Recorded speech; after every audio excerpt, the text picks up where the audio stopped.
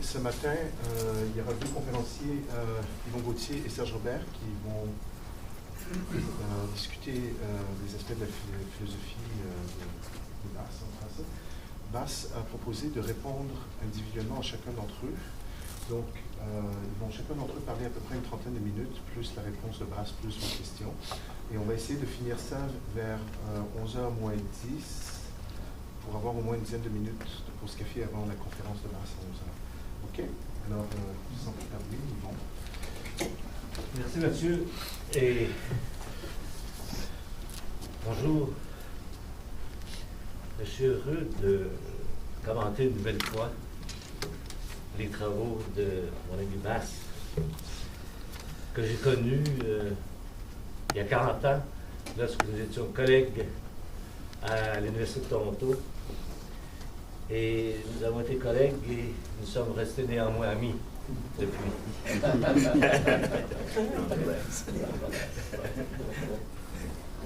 En l'écoutant jeudi,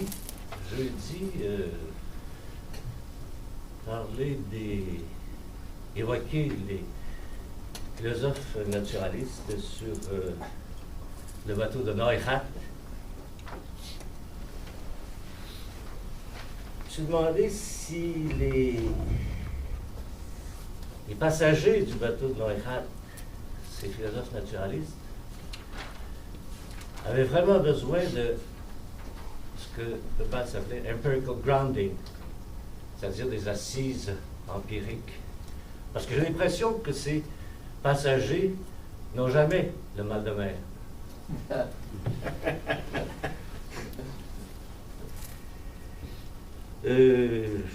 Mon titre comporte 3 étapes: naturalisme, structuralisme et constructivisme. Je dirais peu de choses des 2 derniers points, mais c'est au naturalisme de Pinar Pimari que je veux consacrer l'essentiel de ma communication. Je serai bref,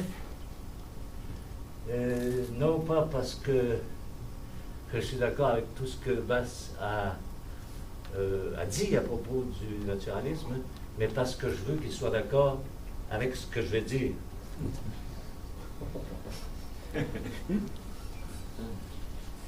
Je terminerai avec un exemple sur acétate. J'ai une acétate, je n'ai pas de PowerPoint.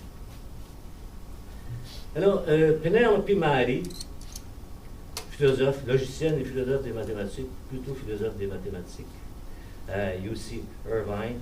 Elle a écrit dans les années 88-90, à 1988-1990, 2 articles dans le Journal of Symbolic Logic sur Believing the Axioms. Il s'agissait évidemment des axiomes de la théorie des ensembles dans son cas. Ensuite, elle a écrit Naturalism in Mathematics, Oxford,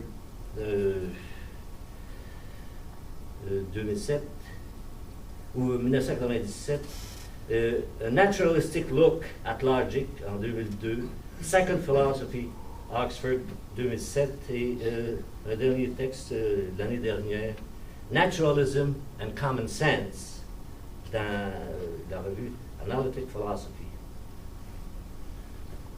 Le naturalisme, je pourrais traduire ça, un réalisme naturel, c'est-à-dire que le naturaliste, le philosophe naturaliste a un naturel réaliste. Commençons par le common sense que Penelope définit comme rule of thumb, que je traduis par à vue de nez, du sens commun naturaliste ou réaliste. Le point de vue naïf devrait cependant se doubler d'une vue seconde ou d'un deuxième regard qu'elle appelle second philosophy pour second philosopher. Pour un logicien, philosophie seconde, ça pourrait ressembler à philosophie du second ordre ou de second ordre. Si on est un peu sarcastique. Ce que je veux montrer rapidement, c'est qu'à vue de nez ou à première vue ne suffit pas, qu'un second regard ne suffit pas non plus, et qu'il faut un troisième œil Troisième œil, c'est ce que j'appellerais le tiers inclus. En mathématiques et en logique. Je vais montrer ça sur une acétate à la fin. Je commence par Believing the Axioms de Penelope Mari. Pourquoi l'attitude ou la posture, le stance, naturalist stance, la posture naturaliste de la croyance ou de la foi aux actions de la théorie des ensembles? Hilbert parlait plutôt d'un point de vue finitiste.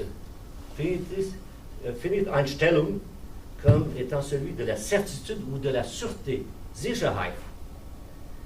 Un constructiviste n'a pas besoin de croire aux actions, il a seulement besoin de s'assurer que les théorèmes qu'on déduit des actions se font à un nombre fini d'étapes, comme disait Kronecker.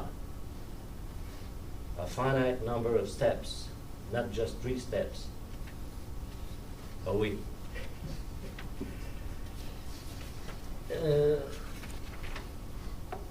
Les actions de la théorie des ensembles, c'est celle de Zermelo-Fraenkel.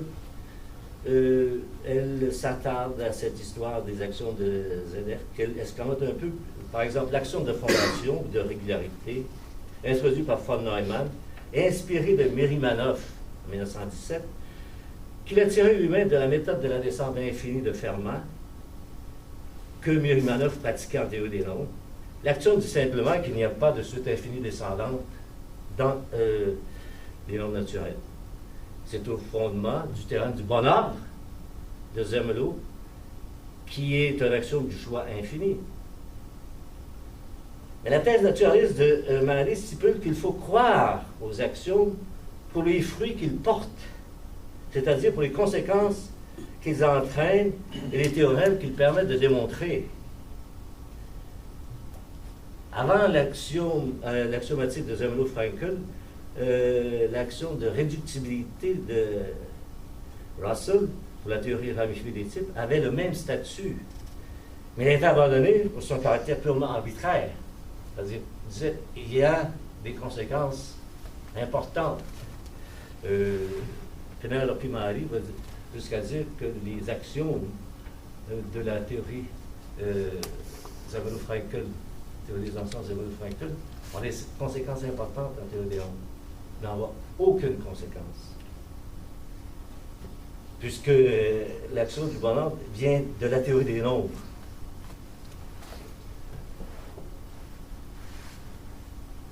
De même, une action en théorie des ensembles peut avoir autant de conséquences négatives que positives.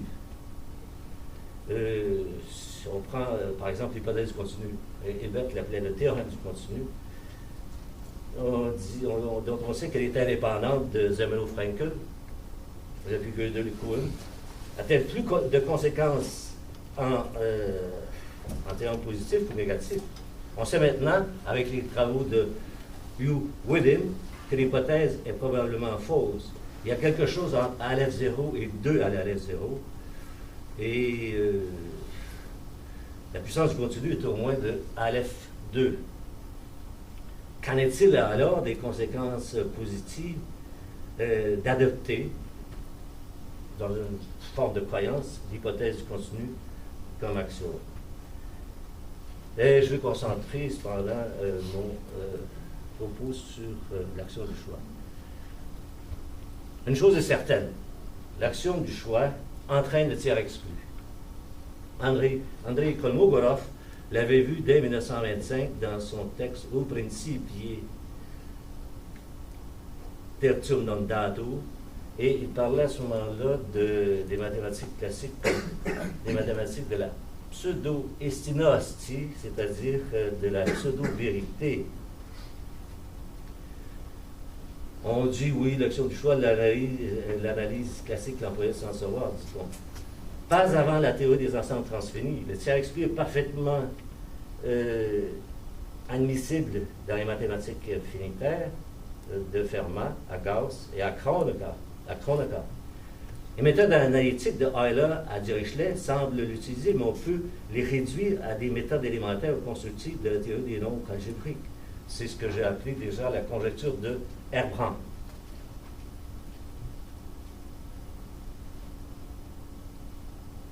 Maintenant, qu'est-ce qu'il en est du...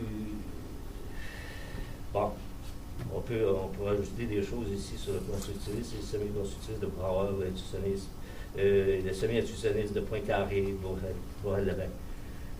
Je vais montrer par exemple que la descente infinie à l'affairement ne peut pas être équivalente à l'induction transfinie à la Gensen, comme le postulent les intuitionnistes, sans l'utilisation du tiers exclu, c'est-à-dire la double négation sur des ensembles infinis, un ensemble infini de nombres naturels. Je vais dire quelques mots sur le naturalisme philosophique de Penelope Mari. Elle nous dit que les concepts reflètent les structures du monde. Je la cite. The core of our logic reflects the structural features of the world. C'est dans son texte A Naturalistic Look at Logic. À première vue,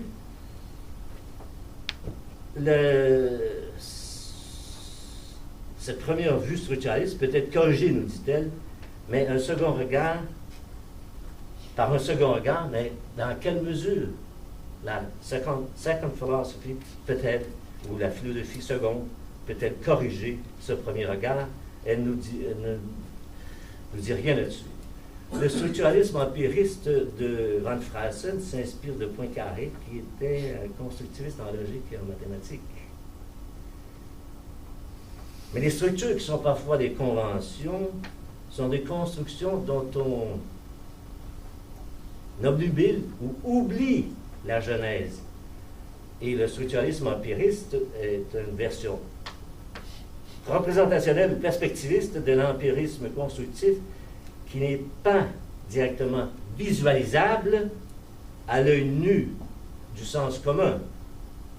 La genèse constructive est toujours invisible.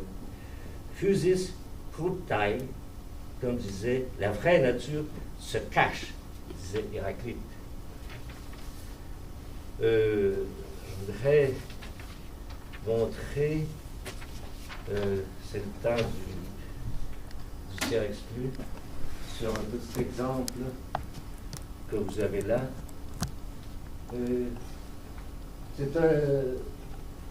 C'est la première partie du tiers exclu, c'est quelque chose que l'on trouve c'est un exemple que l'on trouve dans Michael Donovan, ça va être juste possible. Il dit, il y a des nombres irrationnels, A et B, tels que A puissance B est rationnelle. Je prends la racine carrée de 2 à la 2, ou bien la racine carrée de 2 à la 2, à la racine carrée de 2 est rationnelle, et alors j'ai A est égal à B est égal à racine carrée de 2, ou bien la racine carrée de 2 à la racine carrée de 2 est irrationnelle, et alors je dis A est égal à racine carrée de 2 à racine carrée de 2, et B est égal à racine carrée de 2, alors j'ai cette dérivation qui, donc, la puissance, et ça donne 2. Donc, il y a des nombres irrationnels A et B tels que A puissance B est rationnel. Ça, c'est avec tiers exclu. Mais, qu'est-ce qu'on sait? On ne sait rien. On ne peut pas savoir. On ne peut pas savoir si 2 à la racine carrée de 2, c'est-à-dire la racine carrée de 2 à la racine carrée de 2 est rationnelle. Non, on ne peut pas choisir entre les deux. On ne sait pas. On n'apprend absolument rien. C'est que la question est mal posée. Avec tiers inclus, A puissance B est ou bien rationnel, ou bien irrationnel algébrique, ou bien irrationnel transcendant. Ça, c'est la bonne question. Et c'est relié au 7e problème de Hilbert. A puissance B est-il transcendant pour un nombre algébrique différent de 0 et 1 et B irrationnel algébrique? Irrationnel algébrique, ça signifie que c'est racine de polynôme à coefficient entier rationnel pour A entier avec indéterminé X. Alors, vous avez ici un polynôme homogène que forme linéaire, Baker, c'est la même chose. C'est le théorème de Gelfand-Schneider. Gelfand, en 1934, au second Problem à Gilbert, c'est un texte de 5 pages, démontre que, évidemment, A puissance B, si on a A pour un nombre algébrique différent de 0 et 1 et B irrationnel algébrique, on n'a que A puissance B est irrationnel transcendant. La même année, Theodor Schneider, dans sa thèse de doctorat, Transzendenz und Untersuchung periodischer Funktionen, publie aussi un texte de 5 pages pour démontrer ce problème. Les logiciens, les bons logiciens comme Alanza E4 ne savaient pas que cette preuve-là était constructive, ce que j'ai appris l'année dernière. Très peu de gens. Alors, ces résultats-là ont été généralisés par Alan Baker en 1975 dans Transcendental Number Theory, avec fonction auxiliaire, forme linéaire, c'est-à-dire polynôme homogène, linéaire, et surtout de logarithme de nombre algébrique pour faire l'approximation. Les méthodes constructives dites aussi élémentaires.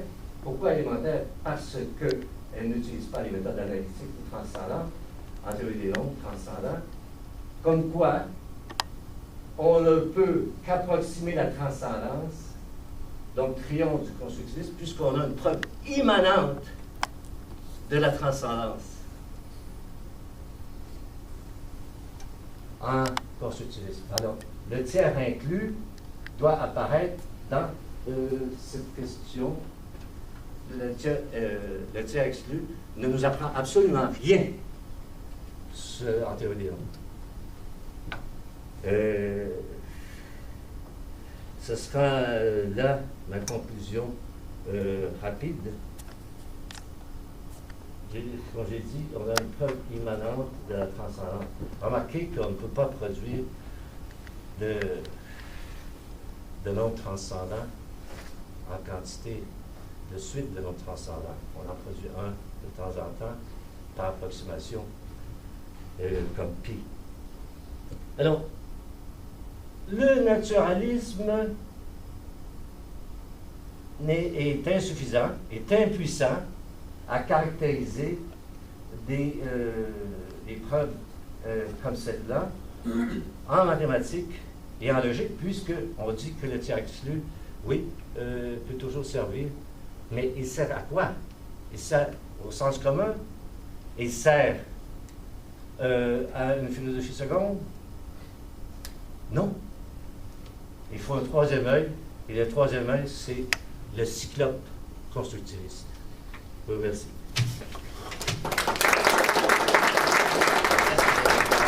That of course I would agree with everything he said. Well, we certainly have common cause against Penelope Maddy. She writes a paper called Believing the Axioms, and Yvonne says, well, as a constructivist, I do not need to believe the axioms, right? Something very similar happens in philosophy of natural sciences, because her naturalism is also a straightforward realism. And accepting the theory means believing the theory, and as an empiricist, I say we have no need to believe the theory. But Yvonne is especially talking about another contrast, the contrast with her in philosophy of mathematics. And I would say that as a naturalist and a realist, what should I say, she celebrates the appeal of naivete, right? In that we take the mathematical language literally, according to her, and if you do that, you are a realist. Now, actually, as Yvonne emphasizes, there is this divide on mathematics that has been in the philosophical community throughout. If we look back to the 17th century, look at, if you compare Descartes and Pascal in geometry, for example, Descartes talks about points as always result of construction. you make an intersection of two lines, that's when you have a point. Whereas Pascal thinks about a line as already composed of points. Now, I think it is perhaps Descartes' introduction of analytic geometry that suddenly shifts away from the constructive point of view, because he doesn't talk about numbers as constructive. But then, of course, as Yvonne emphasizes, with Kronecker and so forth, we see a constructivist approach to numbers as well. What should I say? I'm temperamentally inclined toward constructivism. Perhaps it's not surprising, since I'm Dutch, that I think intuitionism is very intuitive, right? But in fact, I have never been able to settle on a philosophy of mathematics that I find entirely acceptable. I hope that constructivism will lead to a philosophy of mathematics that will also allow total liberty in the creation of mathematical, what should I say, theories, models, structures. But for myself, I've never, but maybe if I have another life, if I'm reincarnated as another philosopher, I might try that. Mais vous l'ajoutez aussi pour Bass, l'empirisme structuraliste, l'empirisme constructif, ou versant de Bass. Alors j'ai mentionné Penelope Mari parce qu'elle soutient aussi que nos lois logiques reflètent les structures du monde. Mais de quel monde? Le monde du sens commun ou le monde de scientific image? Alors, dans ce sens-là, je pense que la position de Bass, ou le stance de Bass, est éloignée considérablement du point de vue de Penelope Mari.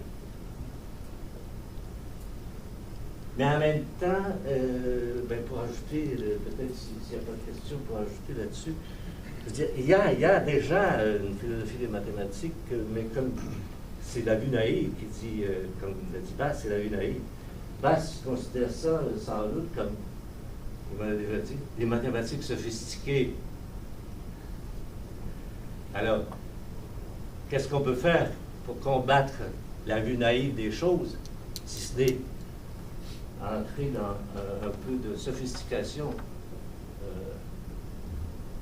But it would be good to have a point of view that allows every variety of mathematics as mathematics, because I think the constructivist tends to draw a line between what they consider genuine mathematics and quasi-metaphysics. Yeah, well, they draw a line, but they use the other part of the divide for criticism. So we do allow for the construction of free mathematics, but then we're there to criticize the practice. So that's the idea. So I'm not going to fist fight any realist. Really? Certainly not a lady. Like Penelope Mari. She's a very gentle person also, and I met her once in Toronto, and it was a room like this, but I was sitting outside, and she came to me, she said, Ivan, do you have a limited interest in what I'm going to say? I said, no, it's too hot in the place. But we're still friends, let's say. Naive friends. Est-ce qu'il y a une question? Non-constructivist friends. Yeah. Moi, je peux toujours en poser une. Ton exemple, là, c'est une preuve avec la tirée exclue théorème, il y a deux nombres irrationnels A et B tels que A puissance B est irrationnel. C'est une preuve avec une disjonction, soit racine carrée de 2 à la puissance de racine carrée de 2 irrationnel, soit il ne l'est pas. Dans les deux cas, on peut montrer qu'on a un A et un B, que les deux sont rationnels. OK. Donc, évidemment, le problème, c'est la disjonction. La preuve mathématique, c'est une construction qui permet de décider lequel des deux membres de la disjonction est le bon. Donc ça, c'est en des termes hollandais, braueriens, c'est une construction mathématique qui remplit un raisonnement logique qui serait vide autrement.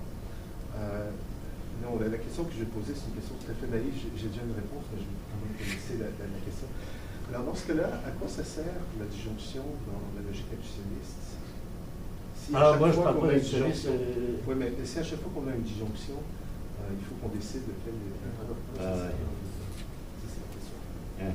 À chaque fois qu'on a une disjonction, il faut qu'on ait une preuve constructive. Voilà, c'est ça, pour un des deux. Ben oui, pour un des deux. Alors, pourquoi on raisonne avec une disjonction? C'est parce qu'on pose d'abord la question naïvement, mais on donne une réponse sophistiquée. Parce que le quantificateur existentiel, dans l'intuitionniste et la disjonction, doivent avoir un contenu. Oui, c'est ça.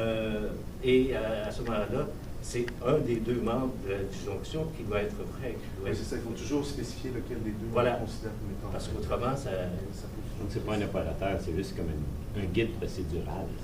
c'est une interrogation qu'on pose naïvement, mais c'est parce qu'on ne sait pas comment y répondre.